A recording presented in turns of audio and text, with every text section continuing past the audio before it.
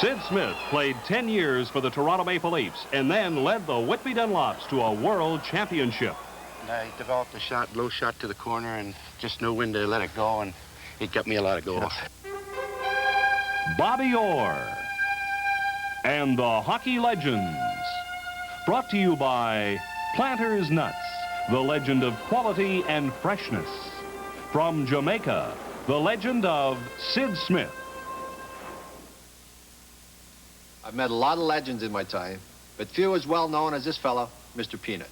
If he could talk, he'd be telling you about Planter Snacking Sweepstakes, 500 Victoriaville sticks, 100 pairs of Bauer skates, and 5 Mercury Topaz cars, yours for the winning. Just pick up this entry form wherever you buy planters. Victoriaville, Bauer, Mercury, Planters. Heck, we're all legends around here. Hey, that's Bobby. Bobby? Yeah, Bobby Orr. Oh.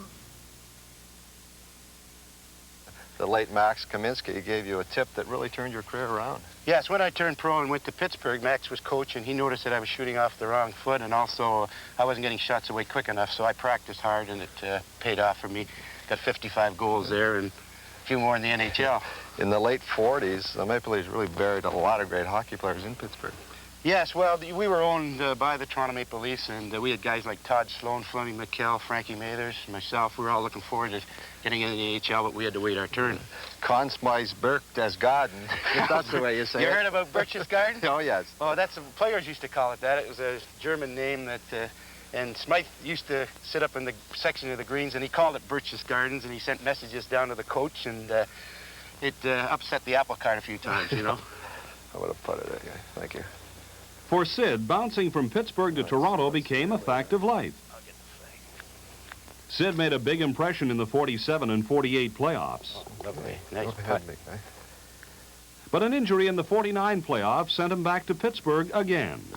You got those, and I'll get that. Right. Nothing to this game, eh, guy? Oh, no. After a 55-goal season in Pittsburgh, he came back to Toronto in 1950, this time to stay. The 50-51 season was personally your best, and team-wise, it was an outstanding year. Yes, I did have a good year individually, but we won the Stanley Cup in 5 overtime games, and the late Bill Barocco scored the winning goal. Unfortunately, he went missing that summer in a plane crash. All right, go ahead. See what you can do. I'm up, eh? Okay. What is it, 180? As with all the Maple Leafs of that era, the benevolent dictatorship of Conn Smythe inspired great respect. Smythe cared about his players beyond the hockey arena, a trait that Smith admired. When we were getting married, he was quite concerned of just who we were marrying. You know, I think that was great because he wanted to get us off on the right foot, and he took a personal interest in us. You know? Well, I think it's great, and we should have more of that. See what I can do. Go ahead.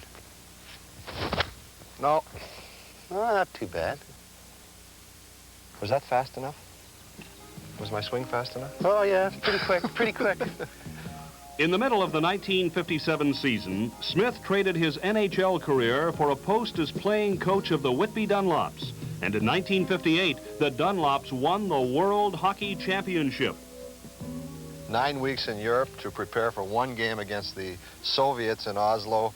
A different brand of hockey, and the pressure must have been unbelievable. Oh, it was, because the Russians had just come to Canada for the very first time, and the following was, you know, by the radio, TV, was just fantastic, and they were expecting us to win, let's face it. But the thing that we really had to adjust to was the rule changes in international hockey, as well as the weather conditions, which meant that we were playing in open-air arenas, and it could rain, sleet, snow, or hail, or whatever. We had to play, that's all. The Whitby Dunlops win the World Championship. At 32 and 2 very successful years as player-coach with the Dunnies, why would you retire so early? Well, Bob, I didn't want to retire, but, you know, 32 was the age they put in the paper that you're an old man and you better get out of the game. So that was it. I was finished. Your greatest thrill? Being on a Stanley Cup, Bob. I think every player wants to be on a cup. I know guys that have played 20 years, but one thing that eluded them was a Stanley Cup.